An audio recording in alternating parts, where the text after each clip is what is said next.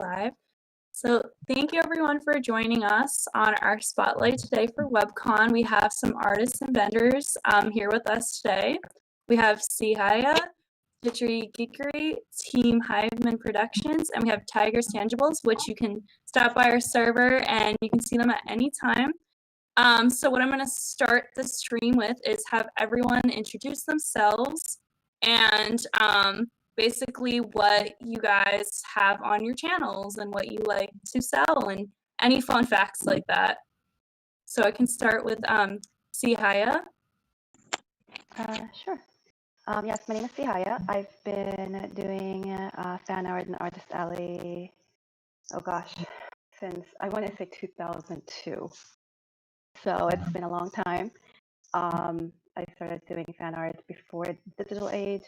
So I was doing a lot of Copic marker type arts to begin with. And of course now a lot of things are digital. I do commissions, I make, merchandise, buttons, keychains, and I also cosplay. So as a cosplayer, I sometimes offer cosplay items. Right now, Demon Slayer really caught my attention, and when I was cosplaying Tanjiro, I created the earrings for myself, and I realized, hey, other people could use this too. So I've been selling that as well. And now we're going to have Stitchery Geekery. Woo! Okay. Hi, I'm Maggie. I'm with Stitchery Geekery. I am a crazy stay-at-home mom who has more time than she should for a stay-at-home mom. I've been making everything from plushies to dolls to I'm actually working on a cosplay hoodie right now. I have no progress on that show, y'all.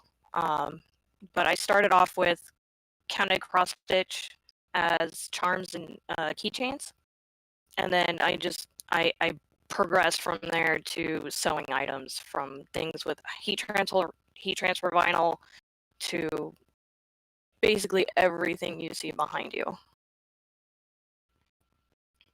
Wonderful. And now we have Team Hiveman Productions. Hi, so I'm Hillary with Team Hivemind, and I've been making games for, I've been making games as part of the company for 7 years now. I actually studied game design in school before that, mostly focusing on party games, card games, the sort of things that bring people together where, cooperating and telling stories rather than competing and things like that. Wonderful. And we also have Tigers Tangibles. Hi, I'm Persephone.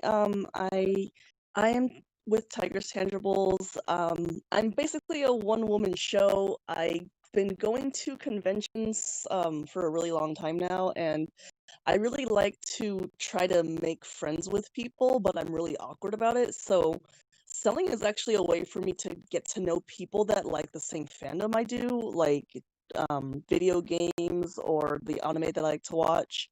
So I kind of use that as a way to make friends and as a way to put myself through school. Some of my favorite series, I'm like a big gamer. I love Final Fantasy, Tales, Persona, Shadow Hearts, which is an older game. And I'm also working full-time and in a hospital. So right now it's, fun times with the pandemic going on. I'm really bummed out about cons ending, but I really love the fact that we have online conventions because that does help fill the void a bit until we can all go back to cons.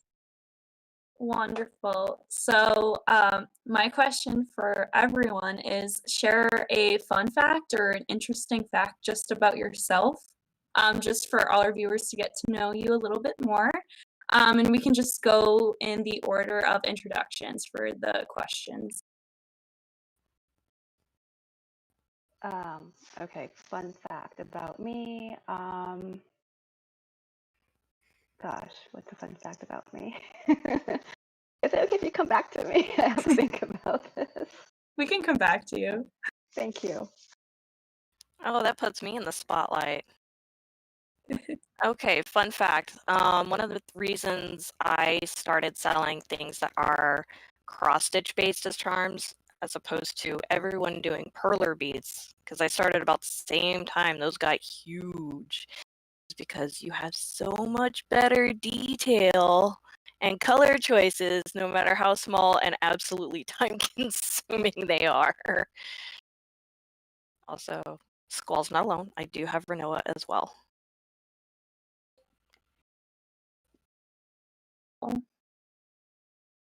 So have Team Hiveman Productions. I think so. I'm not sure that I have a good one. I'm actually so as much as I make games and I studied game design, I'm actually a software engineer by day.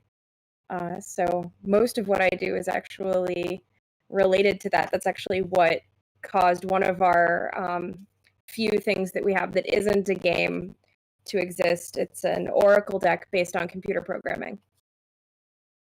Cool. What is the name of that game? So this one, it's the Programmer's Oracle. Oh, okay.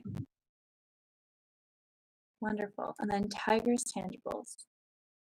Let's see. A fun fact is right before, like a couple weeks before the pandemic happened, I actually went to Japan with my friends, and I got to go to Comiket, which is a huge comic book doujinshi convention.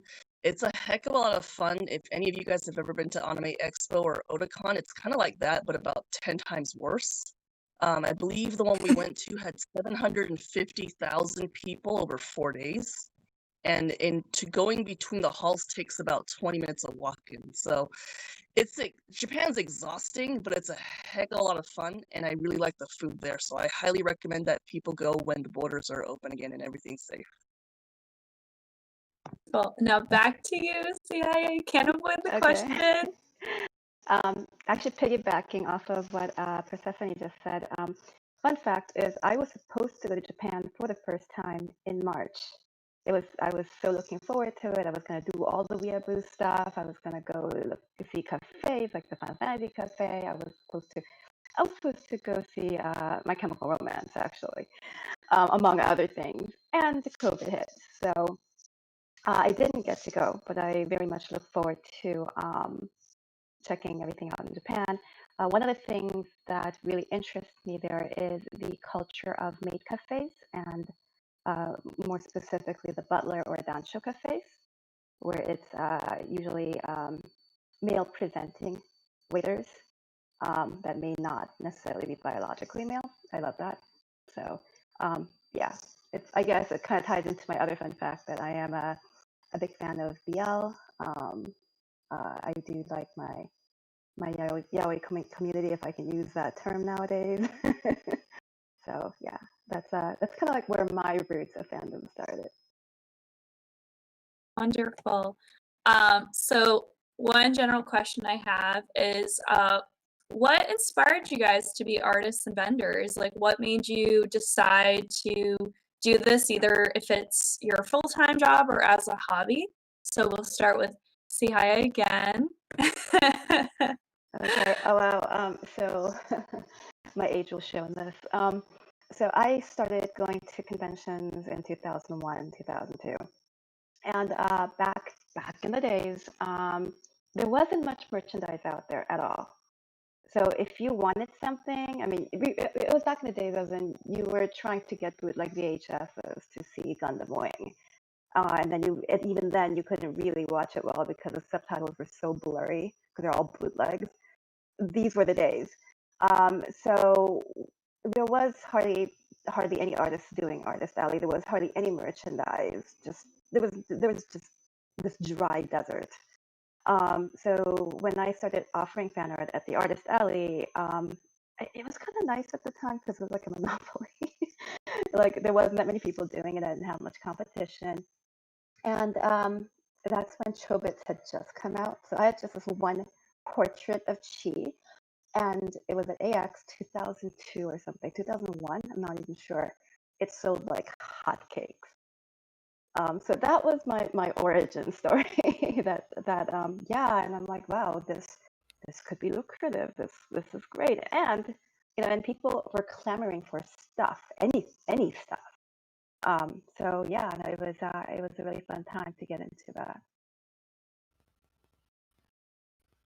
I remember the Chobits days. that, that was like definitely my show. I wish I put a different poster up now. I've got one in my closet right here. Oh, really? I'm regretting my decision now. Maybe. I guess that puts me next. My origin story, as you could call it, is actually twofold. It originally started, with the cross stitch, and it was in between jobs in school. I had a lot of time, and it was something as a hobby, kept me busy. And then I started selling to a local anime store here where I live, and they just kept selling. I couldn't stitch fast enough to keep the Final Fantasy ones in stock. And then I did get a full-time job, so that ended. And then I had a kid. That changes everything. And then I found out, yeah, you can get, and who, by the way, my kid loves Pokemon more than probably any other toddler I've ever met. You can get toddler size merch, but you're gonna pay about $20 to $30 a shirt. That there's not $20 to $30 worth of fabric, and they're not gonna wear it more than 2 months before they grow out of it. So I started my business back up with a Cricut and just making her shirts left and right. Next thing I knew, I had friends asking for it. Next thing I knew, I was like, wait a minute, decals are a thing. Hence this guy. I don't know how well y'all can see it. Let me hide it. It is Sailor Moon, but it's like, Cool. it's her brooch, but I have it in Yeah. a holographic on a white, so you can't see it. I thought it would show better, but then I forgot there's a window right there. So that got me back into it, and then I got my sewing machine out, and things kind of exploded. So, yeah.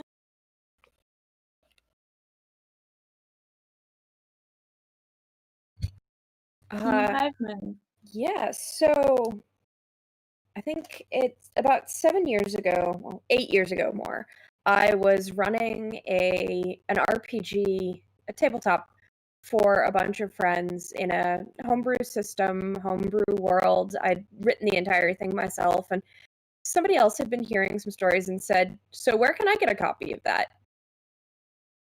And things sort of, I guess the best way to put it is things rapidly spiraled out of control from there. Because we started with that, and we took it to one little local convention, and while I was sitting there between people to talk to, I started writing another game. And it just kept going, and now we have a lot of them. So yeah. Well, Tiger's Tangibles. So, I don't remember the exact year, but excuse me. Back when Angel Beats came out, I was super huge into it and very, very obsessed with Angel Beats. I wanted to collect pretty much anything of Kanade, the main heroine. And when I went to conventions, I didn't see a lot of Angel Beats merchandise at that time.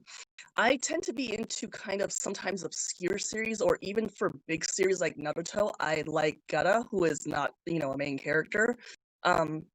So I always had a hard time finding merchandise of specific characters that I like, and I don't just only like merchandise from like the series itself. It has to be a character that I really love. So when I didn't see what I wanted from the vendors at conventions, I decided to try to learn how to import goods.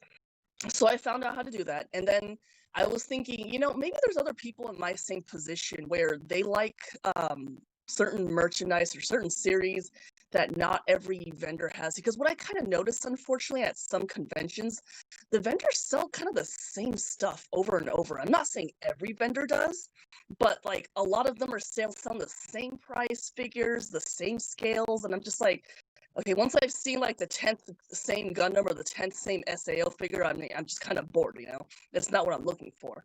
So I specialize in obscure and rare stuff because I used to be like the person who couldn't find that kind of stuff. So that's actually how I got started. I was like, you know what? I started with Angel Beats. That sold really well because there wasn't a lot of ways to get Angel Beats merchandise at the time. And then I just started to toe into like other fandoms, like Final Fantasy, some Tales merch, and Persona. Like Persona is huge, and it's definitely one of my best moneymakers. But that's basically how I got started. Was because I was looking for merch that I didn't find at conventions. So I was like, you know what? Maybe other people are on the same boat as me. Why don't I just do help them with that, because not everybody has the time or the resources to figure out how to import from Japan. I mean, it's not super hard either, but some people just don't want the trouble. So I'm more than happy to step in and take care of that for them. Wonderful. So I have two questions, and you can answer both or pick one. So if you're an artist, have you ever had any interesting commission requests or any funny selling experiences at conventions, anything like that, memorable experience that you would like to share?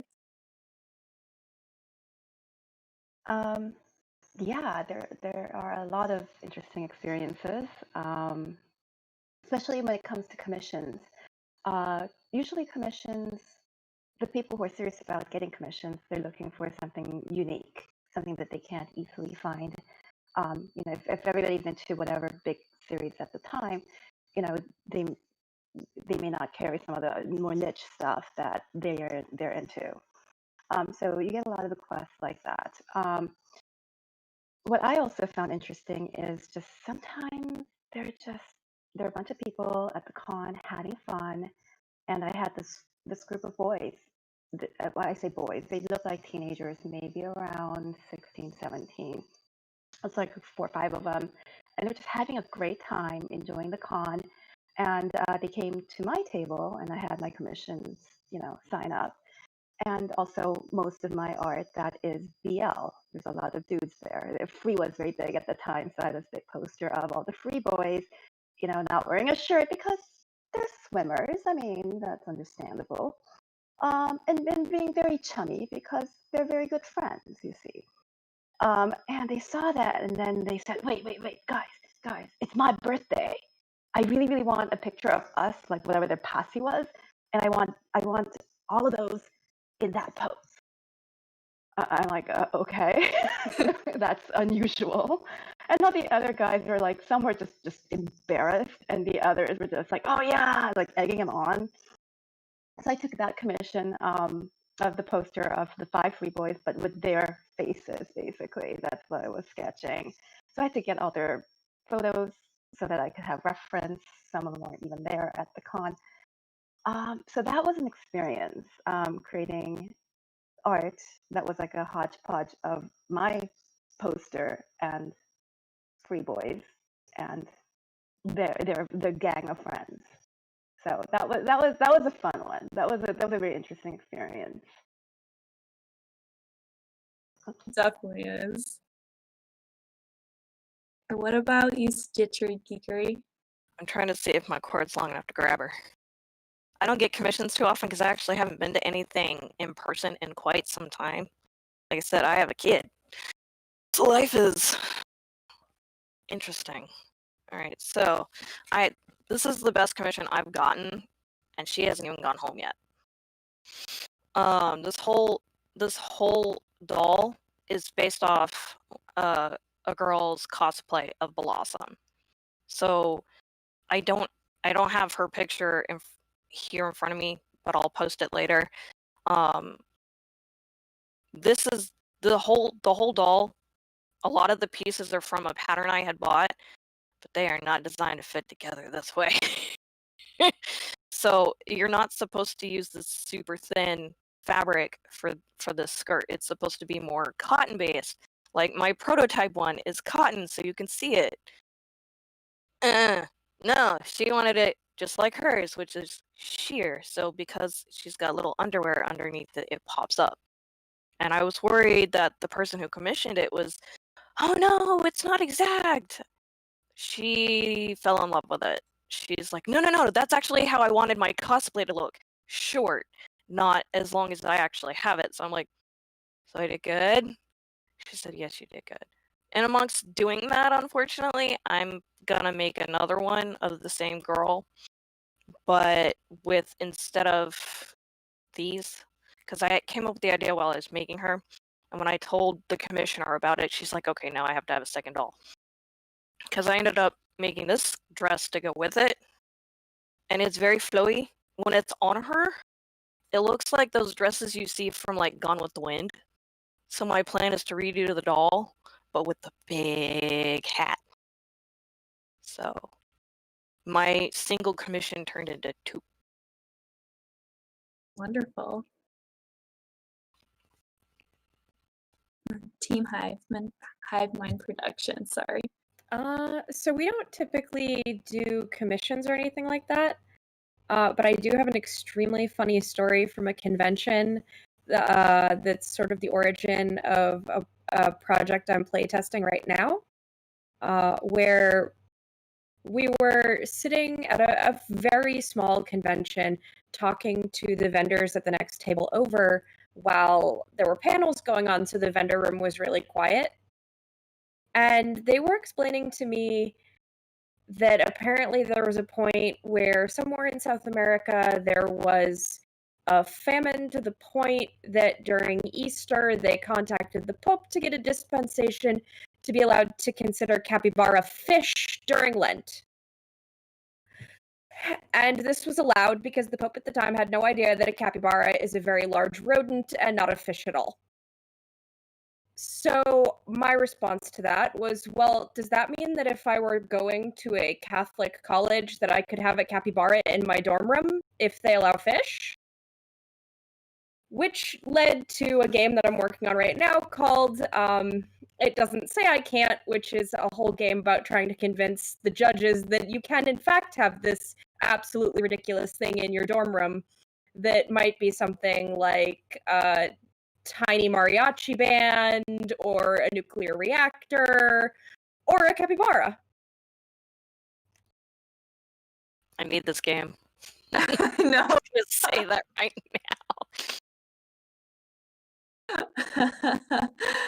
Oh my gosh, it inspires college kids across America to then argue with their own like chancellors.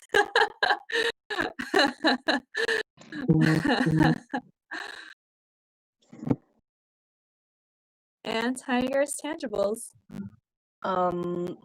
Sorry. Since I'm not an artist, I don't usually do commissions. I'm not able to answer. Do you have any fun selling experiences though? Any memorable ones? I would definitely say that the meeting friends part it has helped. It has happened before. So actually, a couple of my closest friends, I actually met through selling. One of them was through Angel Beats, and another one was through Persona. And it turns out we also liked other games. It was really funny actually. The person I met through Angel Beats, his name is Mark. We had been friends for about 2 years. He had told me that he had other friends too that were into like anime and video games and things like that. About 2 years later, I met a guy named Kevin through selling Persona, and then it turns out, by total pure coincidence, Kevin and Mark had been best friends for like 6 years, and I had never known that, and they didn't know, or I guess maybe Mark had told Kevin about me, but like Kevin had never seen what I looked like. He didn't know my name or anything. But when I actually told them about each other, they're like, hey, I know that guy. So that was hilarious that they actually had been best friends, and then we all ended up becoming friends, and we are actually still friends to this day.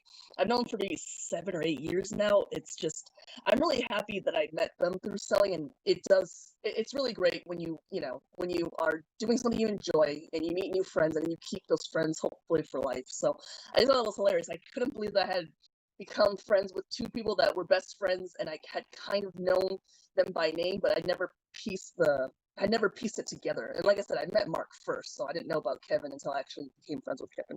But it was funny.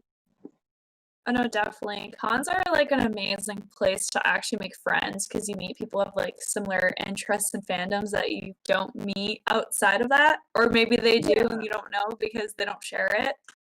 Yeah, because like at work, I'm not really going to talk about the anime I watch or, the video games I play, because a lot of people at work just want to talk about their kids. And I'm sorry, but I'm not really that interested in their kids because I don't have any myself.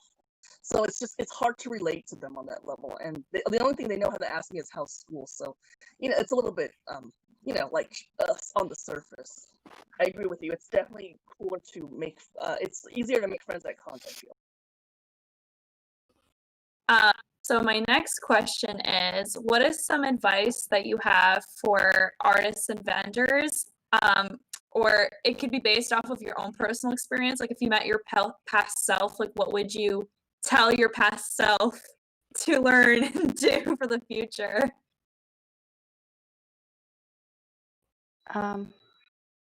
Before I answer that question, I was going to screen share real quick to show you the free poster that was in question. Yes, definitely. Let me see if I can figure that out. Okay, screen share. Can you guys see it? Does that work? I don't see anything. I don't see it. Oh, back.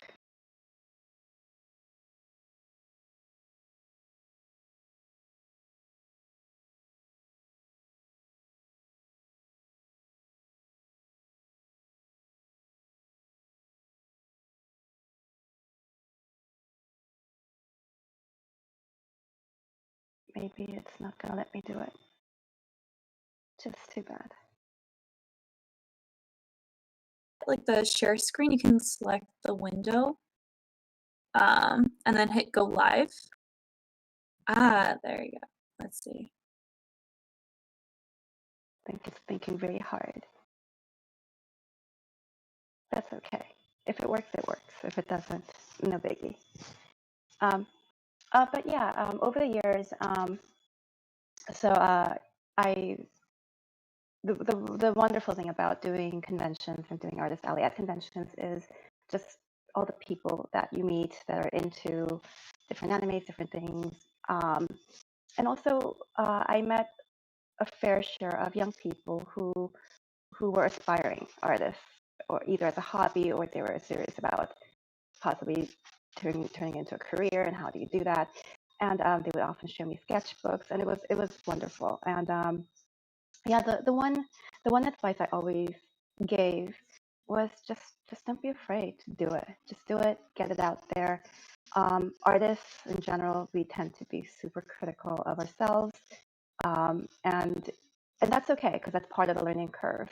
But that said, just don't be afraid to show what you do have going on, and it's not going to be your best because there is no such thing. You're always going to improve. You're always going to get better. Your style's going to change, and that's okay. But to not be afraid to just do it and put yourself out there and show it. Yeah, so that's pretty much my advice. Just practice. Just keep doing it. I'm gonna piggyback on that because I've had so much change in the last 6 years alone. Yeah, definitely don't give up. Keep trying. I do not have any artistical skills in the same way Sihaya does. Mine is all tangible arts, and that's from years of being absolutely terrified of a sewing machine and saying, you know what? We're doing this today. And next thing I know, it's just collect. So it just like I said, don't give up, keep trying. Don't be afraid to try something. Don't be afraid to fail, because you're gonna mess up a lot. Like, these lovely little ears are not the main ones that are supposed to be here. I was in the process of making the ones that are supposed to match her tail in that color, and they were sewn too tight, and I had to order more because I ran out. So you're gonna fail, you're gonna fall, you just get back up. I know that for me personally, when I started, a lot of it actually was just trying to get over my own anxiety about talking to other people at conventions and trying to say, no, really, look at my things. You might like them. These things that I have made, you may enjoy. Please give me money for them. And it turns out that that's extremely stressful to try to say to strangers. And I guess the thing I would tell a beginner is that you'll find the right way to talk to people, and the other people at conventions are just geeks like you. They won't bite. Don't be afraid of them. Some might bite. Just roll. Only if you ask first, though.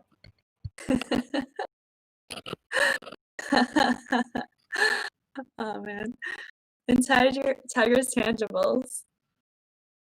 So for me, if I was to look at my past self, I would definitely tell myself a couple things. Grow a thick skin, a very thick skin. Let me explain why. Most condors are very cool. Some condors are very, very annoying, like the ones who will complain about pricing, basically. And they will want to know why your price doesn't match the price they see on eBay from a seller in Japan. I'm like, because they're in Japan and you have to pay for shipping anyway. I mean, I'm here, I had to import it. Of course, it's going to be higher. So that price game is always something that's, irritates me when people are too aggressive about it. So I would definitely tell myself, grow a very thick skin. Try not to be bothered when people say things like that or are, rude to you. Another thing is, don't take on too many series. What does that mean? There's like 10,000 million series for video games and anime and everything else out there. Don't get all this series. Only get what you feel like you can comfortably sell. The reason I choose to specialize in a series that I know is because if I meet a fan that wants to buy something and I know nothing about their series, trust me, they'll know. It'll show. And then you'll come off seeming like you only care about their money. And I like I said, my secondary reason for selling is because I want to make friends. So if I don't know anything about a series, I'm not going to be able to talk to them and connect with them. I don't think most vendors do this. I think most vendors just kind of grab whatever series, as many as they can, to try to, sell as much as they can. And then third, watch out for scams online, especially right now with the coronavirus. We can't sell in person. So watch out for scammers online. There's a lot of people who try to scam through eBay and Mercari and things like that, who will tell you to text a number, or they'll send you a check, or they will process a refund, but they'll send you the wrong item back. Just watch out for scams when you're selling online. Just, be careful. Like, take pictures, use tracking, make sure you do whatever you can to protect yourself. And then I guess just when you're sending stuff, package it really well. That goes for anybody, not just vendors, for artists too. When you're shipping something out, right now the mail system is kind of, they're like super they're backed up right now. They have too many packages. It's basically like Christmas, but it's been that way for 4 months. So your packages are gonna get tossed around and they're gonna get totally busted, because that happened with a couple of my packages. But because I packaged the items inside extremely well using bubble wrap, I use bubble wrap, I used paper, I use I don't know what they're called, but the big balloon things that have air inside, but they're made of plastic. So I use all of those things, and luckily the ruined packages didn't destroy the items inside. But I would just say, for right now, for the next year until there's a vaccine, if you're selling online, package your stuff really well. If you're selling a flat poster or just any flat item, use cardboard and to tape it together just to try to protect it. Do the best you can. I mean, damage is going to happen. Lost items are going to happen. Definitely insure your packages. So yeah, just be extra, extra careful right now with how things are going with the mailing system. My next question is, what is one product or work of art that you're working on and you're selling right now that you want to highlight to everyone watching today?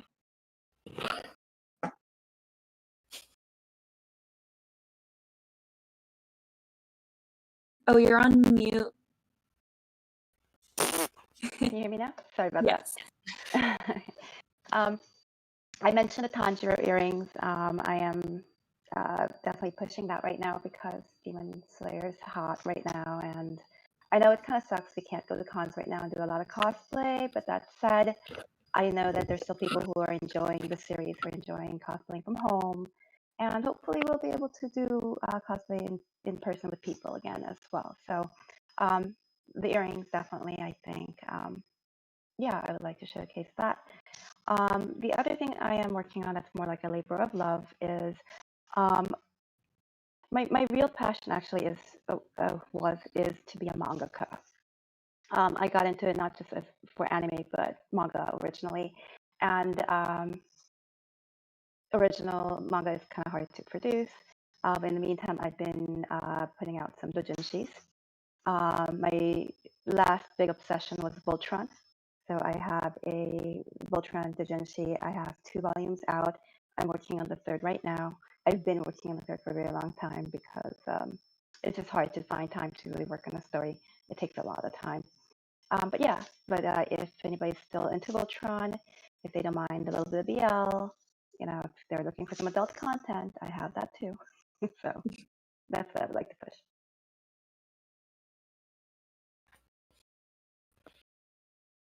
Okay, that puts me up. I'm not really pushing anything in particular.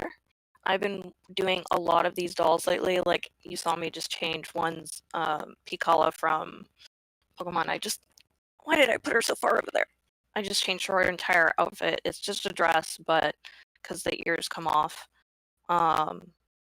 Yeah, hiding her from my daughter is a huge thing because she does have, the tail, and it is a heart. It's not your standard. So attention to detail is what I've been trying to put into these. But I've been pushing these, and with August and then September rolling around, I'm gonna start working on winter wear, and that includes an entire line of evolution shrugs.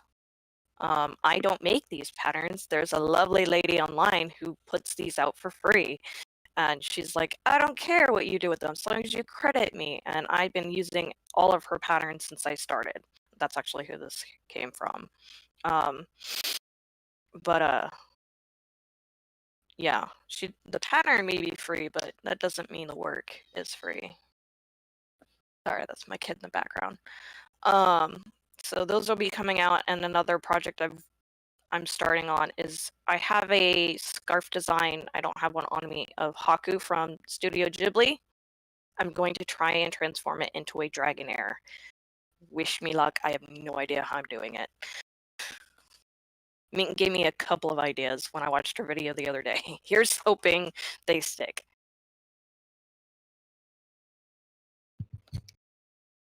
So I actually have it right here. We have a card game called Bestseller. It is a party game about writing books. Sort of apples to apples-esque in that everybody taking turns, you have cards in your hand, but instead of trying to do word association or whatever, you have characters, you've got genres, you've got cover art, things like that, and you're trying to use the cards you have to tell a story to the rest of the players. And we've got some expansions for that, so if you wanted to add manga tropes to it, you could add that. We've actually got 2 different fanfiction expansions, and you can if you pick up the fanfiction expansions, you can see where I was in fanfiction at that point in time. This one's a little bit more old school. And then we've got, the second fanfic expansion, which is much more modern fandom. There's a bunch of expansions that are like middle school summer reading, classic literature, there's mythology. One of the more recent ones that we did is American lit and like Wild West stories, things like that. But yeah, I don't have a ton of copies of the base game of Bestseller right now, so I need to actually get more printed. So if you're interested, I would move quickly before I have to place that order, because then I have to wait for them. I have a question. Is there like a demo or anything of this that we can see somewhere? I don't know. I don't think so. That's actually a really good idea. Yeah. I love tabletop games, but it's just hard to get a feel of anything unless you just have like a quick, even like a YouTube or something that just shows how it's quickly done. Yeah. That's usually really helpful. I know somebody that we met at a convention sent us a video of their theater group playing, and I think that's linked on our Facebook, but I have to check. Cool. That'll be definitely good. Some mods of WebCon are like WeebCon, and we had a fan fiction panel not that long ago, and more in the future. So I'm sure they would love that. Game We night. just have a session where we all play it.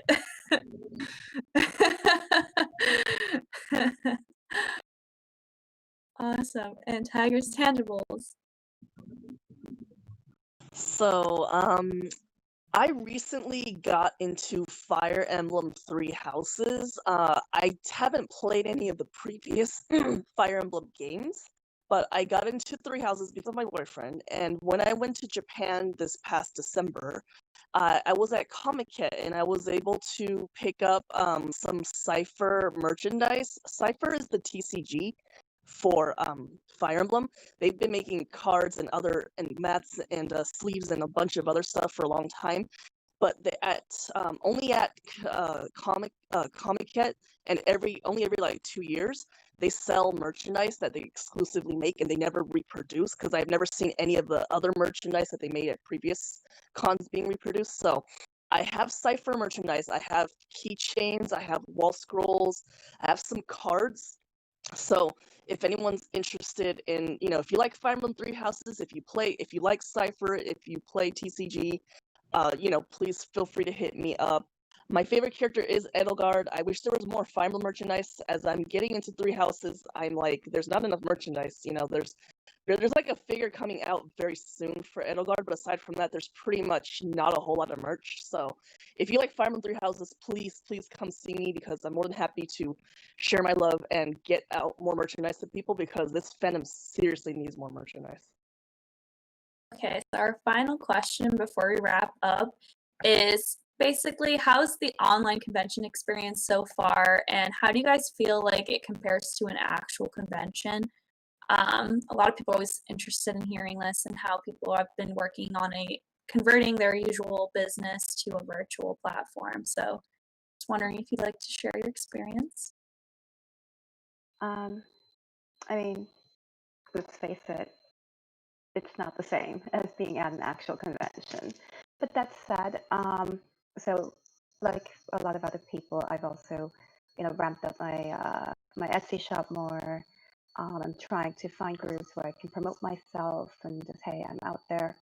But it's hard. It's hard. I do feel like there are people who are shopping online, trying to support artists, which is awesome.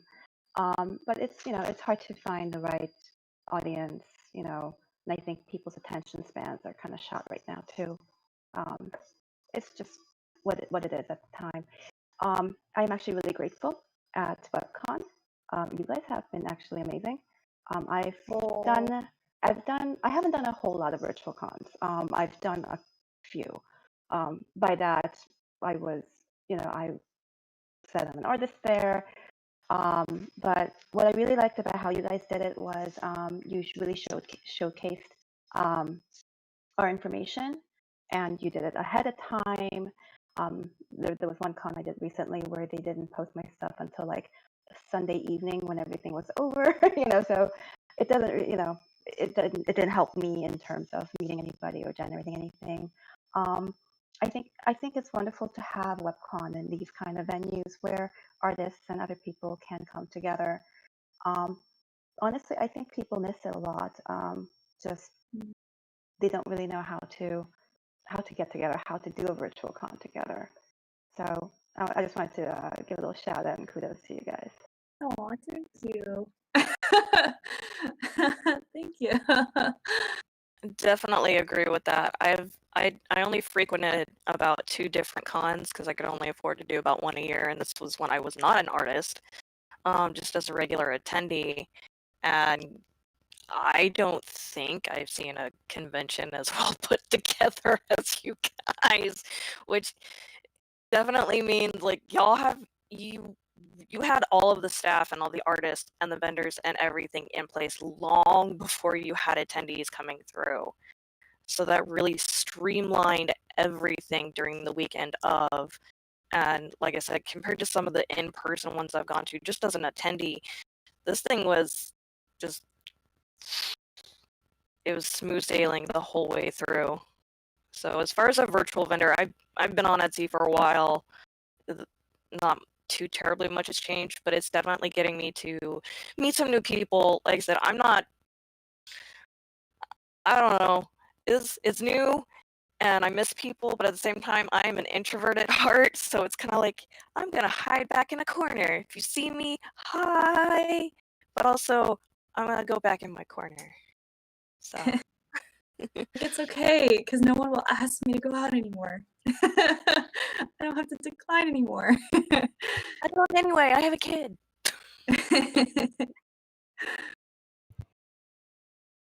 I know personally, like we've been on Etsy for ages. That's how we were selling everything. The virtual con experience is very different when you're a game designer, because usually I'd be doing a lot of things in the demo space at an in-person convention and running demos of my games, showing people how they work, really getting, letting people play them there, and even playtesting my new stuff and getting a chance to test that. This whole quarantine experience has really slowed down how quickly I can put new games out, because I can't get people to get together to test them. So, I mean, I'm still writing, but it's very, very hard because I can't get as much input as I usually would. But yeah, this has been a great experience overall, this convention. Thank you. One thing I could maybe suggest, because I know it might be a little hard, but doing the video game demo, like the video demos, I think that will help a lot. And also maybe doing streams of playing the games. It's not the same because it's not in person, but that could be a good substitute. And you can also feel free to do that through WebCon as well. Yeah, that would be awesome. Yeah, because we had a gaming group for the actual WebCon, and they did that. They played a game together as part of the schedule. It wasn't their own games that they made. It was just general games. But there was people who were watching that as well. So also a suggestion. I try to help everyone. Everyone can do something. And Tiger's Tangibles. So virtual cons has been interesting. See, on one hand, I really love being able to take breaks for going to the bathroom and eating, because when I'm at cons, I can't always do that. I sell alone. I also like being able to watch the panels, because again, at cons, I can't do that since I sell alone. So those parts are definitely positives for virtual conventions, and I really like that. The downside is I definitely see a difference in sales. I make way more sales in person than I do online, because online I have a lot more competition, and in person it's also I enjoy seeing the reactions of some people in person when they see something that I have that they've never seen in person or anything, or it's something they really want and they didn't think they could get it. The way their face lights up, sometimes the screams of excitement. I mean, those are really cute and endearing to see, that you've made someone's day. So I definitely miss that, because when I make sales online, it's just me typing and them typing. And so I don't know if behind the screen they're jumping up and down, or they're just, very, very cool and calm about it. So I definitely miss seeing having the in-person interaction. But that being said, I'm still really happy for virtual cons, because if we didn't have virtual cons, we just literally have nothing until there's a vaccine. So, I mean, this is definitely way better than nothing. But, of course, I do have to be honest, I miss in-person conventions. It is not the same, as everyone else was saying. But, I'm still really happy and grateful to you guys, because you guys put a lot of time and effort and hard work into making these virtual cons. So I super appreciate all your efforts. I know that without people like you guys and everybody else who puts together an online convention, we would just be at home depressed that there's no cons for a year and a half. So I'm thank you guys for saving us from the boredom.